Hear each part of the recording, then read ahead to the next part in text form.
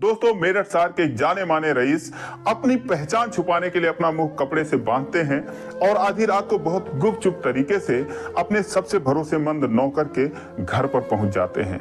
वो ऐसा काम करने के लिए जाते हैं कि जो आज से पहले करना तो दूर, उसके बारे में सोचना भी वो पाप समझते थे। लेकिन कहते हैं कि दुनिया में कुछ ऐसी चीजें होती हैं कि जिससे देवता भी नहीं बच पाए तो इंसान क्या चीज है। दोस्तों, उसी तरीके की कहानी है, बहुत ही रोचक कहानी है। आइए जानते हैं पूरी कहानी इस वीडियो में। लेकिन वीडियो में आगे बढ़ने से पहले बस वही रिक्वेस्ट कि आप वीडियो को लाइक कर दीजिए, चैनल को भी सब्सक्राइब कर लीजिए ताकि मेरा हौसला बढ़ता रहे। दोस्तों, ये कहानी उत्तर प्रदेश के मेरठ जिले की उन व्यक्ति का नाम सेठ प्रेमनाथ होता है। दोस्तों, यहाँ पर नाम बदल दिया गया है क्योंकि किसी की निष्ठा का उल्लंघन ना हो।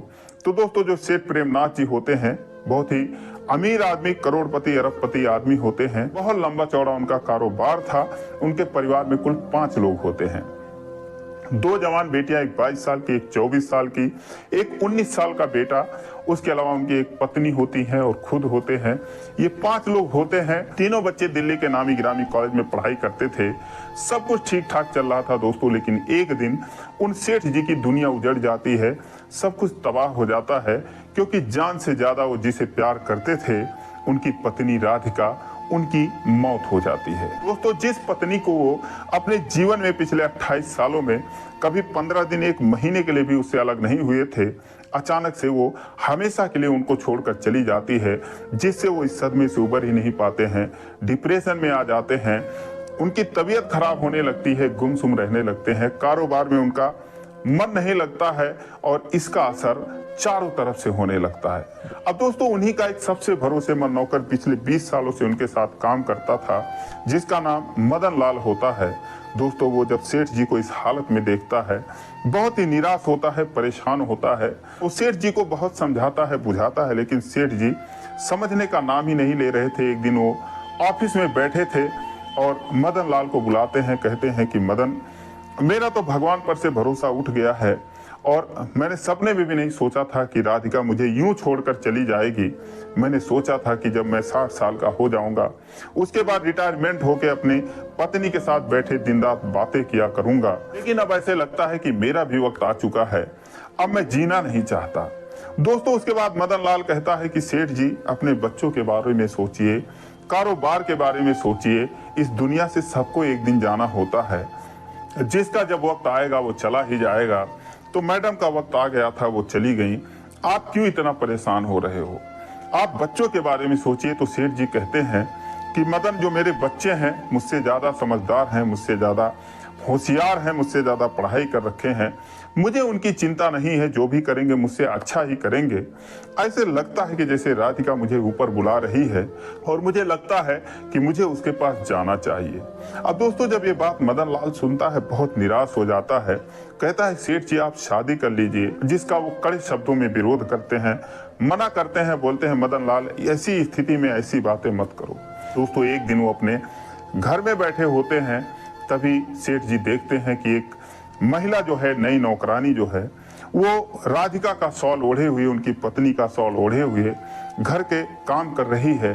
सोफे पर बैठकर उसको देखते हैं तो मदन लाल को बुलाते हैं, बोलते हैं, मदन, ये कौन महिला है इस तरीके से काम कर रही है, राधिका का शॉल ओढ़ रखा है? तो मदन बोलते हैं कि सर, ये जो है नौकरानी है नई, ये मेरी जान पहचान की है, बहुत गरीब थी, मुझसे काम मांग रही थी, तो मैंने जो है इसको काम पर रख दिया। आपका पर्सनल काम करेगी, आपकी देखभाल करेगी। तो बोलते, कैसी देखभाल करेगी? तो बोले, आपका ब्रश से लेकर आपके नहाने खाने तक का, आपके कपड़े जूते चप्पल, सबका काम यही करेगी। उसके बाद आपको खाना भी बनाएगी, खिलाएगी, समझ लीजिए यही सब कुछ करेगी। दोस्तों, जब सेठ जी देखते हैं उसको, वो शॉल ओढ़े हुए इधर उधर चल रही थी, उसको निहारते रहते हैं और ऐसे में उन्हें राधिका की और याद आती है। तो मदन लाल से कहते हैं, ठीक है मदन लाल जी, जैसा तुम सोचो। अब तो दोस्तों, अगले दिन जैसे ही सेठ जी उठते हैं, उसके बाद जो सुमन होती है, दोस्तों उस नौकरानी का नाम सुमन होता है, वो ब्रश लेकर आती है, उनके टॉवल लेकर आती है, उनका इतने अच्छे तरीके से देखभाल करती है, चाय नाश्ता सब कुछ। उसके बाद साफ सफाई सारा कुछ, नहाकर सेठ जी आते हैं, उनके सर पर तेल रख देती है, बहुत ही उनका देखभाल करती है। दोस्तों इससे जो सेठ जी थे, जो प्रेमनाथ जी थे, उनका दिमाग थोड़ा तरोताजा होता है। अगले दिन जब वो दफ्तर जाते हैं तो खुद को तरोताजा महसूस कर रहे थे, और ये चीज जब मदन लाल देखता है तो बहुत खुश होता है। 20 सालों से वो भी सेठ जी के साथ ही काम कर रहा था, तो उसे बड़ी खुशी मिलती है। दोस्तों उसके बाद जो पहले दिन से सिलसिला शुरू हुआ वो 4 महीनों तक चलता रहा। जो सुमन थी उनकी ऐसे ही देखभाल करती थी, जैसे वो गेट के अंदर आते थे उनका पैर छूकर उनको प्रणाम करती थी, जब वो जाते थे पैर छूकर उनको विदा करती थी, उनकी मनपसंद की चीजें बनाती थी, खिलाती थी, सब कुछ व्यवस्थित रखती थी, सारा कुछ उनका जान से ज्यादा उनका ख्याल रखती थी। एक बार सेठ जी उसको बुलाते हैं, कहते हैं इधर आओ बैठो तुम। दोस्तों जब वो बैठती है नीचे, वो कहते नहीं सामने बैठो, सोफे पर बैठो। जैसे सुमन बैठती है तो उससे पूछते हैं क्या नाम है तुम्हारा, तो बोलती है सेठ जी मेरा नाम सुमन है।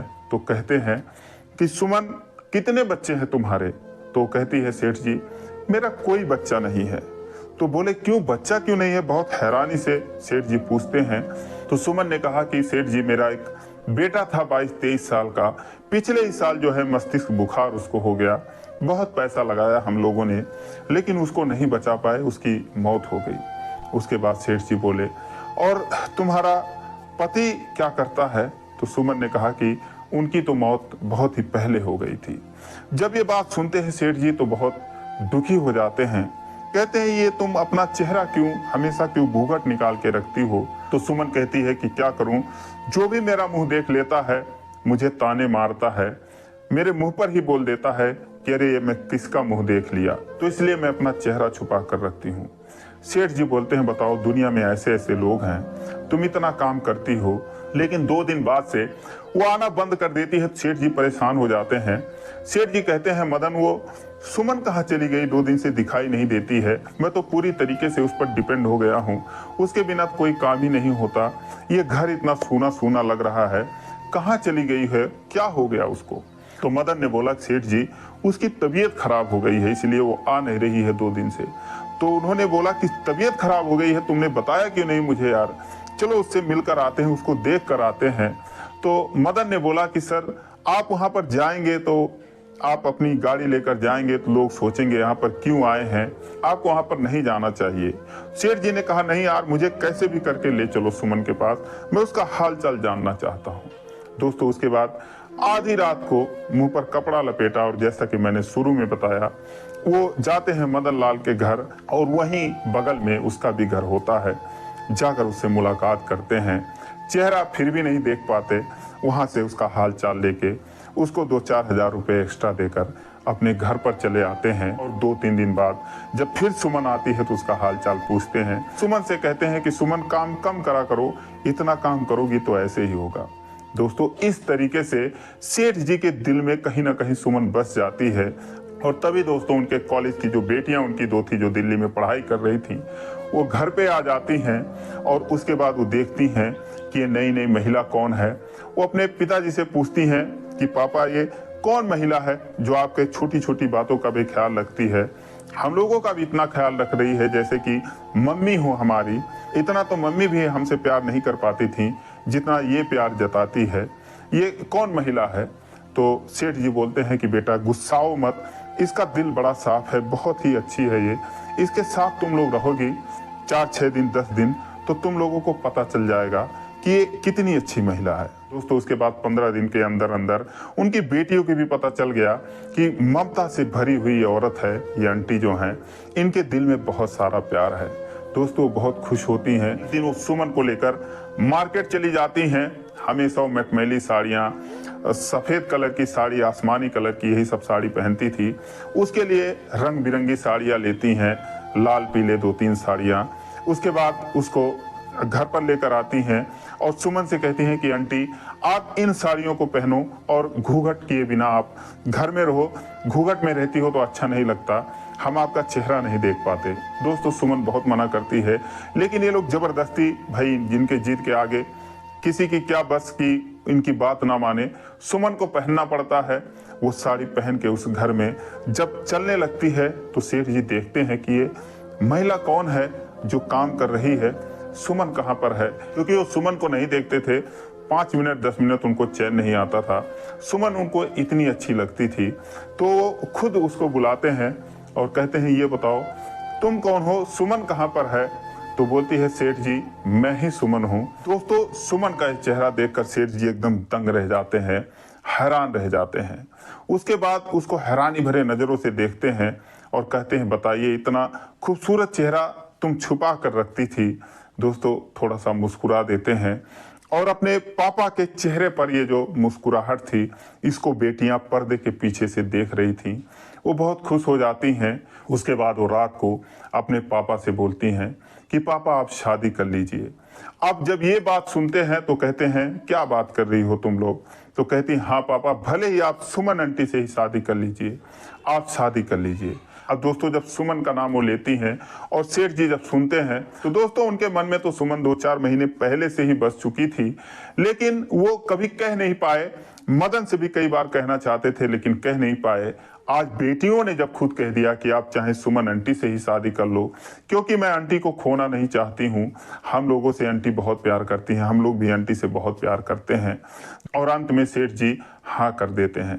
तो जो भी कुछ सेठ जी के साथ हुआ, उनकी बेटियों ने और मदन ने पहले से ही प्लान बना कर रखा था। जब सेठ जी डिप्रेशन में थे, उनकी बचने की उम्मीद नहीं थी, ऐसे लग रहा था कि वो अब इस दुनिया से चले ही जाएंगे अपनी पत्नी की याद में। तो मदन लाल बहुत परेशान होते हैं और एक दिन दिल्ली जाकर उन बेटियों से मुलाकात करते हैं और उस बेटे से भी मुलाकात करते हैं। ये चारों लोग बैठकर विचार विमर्श करते हैं। मदन लाल कहते हैं, अगर ऐसा ही चलता रहा तो सेठ जी ज्यादा दिन इस दुनिया में रहेंगे ही नहीं। ये बात सुनकर बेटियां बहुत दुखी होती हैं, रोने लगती हैं। वो कहती हैं, नहीं अंकल, आप कैसे भी करके पापा की जान बचाइए, हम कुछ नहीं जानते, आप कुछ भी करिए, आप उनकी शादी करवा दिए, किसी ऐसी महिला की तलाश करिए कि जो पापा का दिल जीत सके, जो मम्मी की जगह ले सके। तो दोस्तों जो सुमन होती है वो मदन लाल की साली होती है, विधवा होती है। मदन लाल उससे बात करते हैं तो पहले तो कहती है, मुझसे ये नहीं हो पाएगा, इस तरीके का नाटक नहीं हो पाएगा। तो वो बोलते हैं कि नाटक नहीं करना, तुम्हें रियल में ही करना है। सेठ जी बहुत अच्छे आदमी हैं, 50 साल उनकी उम्र है, 45 साल की उम्र तुम्हारी भी है, तुम्हारी वजह से ये बेटियां अनाथ होने से बच जाएं। दोस्तों वो बेटियां उनके पैर पकड़ लेती हैं और कहती हैं, आंटी प्लीज आप हमारी मदद करिए, आप प्लीज हमारे पापा को बचाइए। तो इस तरीके से सारे लोग प्लान बनाकर और सुमन को जो है सेठ जी के घर में नौकर बनाकर भेजते हैं। और वाकई में सुमन एक बहुत ही अच्छी महिला थी, बहुत ही शानदार औरत होती हैं। वो पूरी ईमानदारी से काम करती हैं और आखिरकार सेठ जी एक ऐसी दोस्त पाकर, एक ऐसा साथी पाकर वो अपने पत्नी के गम को भुला देते हैं और उनके बच्चे अनाथ होने से बच जाते हैं। सुमन उसी समर्पण से उस परिवार को संभालती है, वैसे ही काम करती है और ये देखकर मदन बहुत खुश होता है, बेटियां बहुत खुश होती हैं, वो बेटा बहुत खुश होता है। दोस्तों वैसे सुमन को धन और दौलत की लालच थी नहीं। जैसे हाल सेठ जी का था वही हाल सुमन का भी था।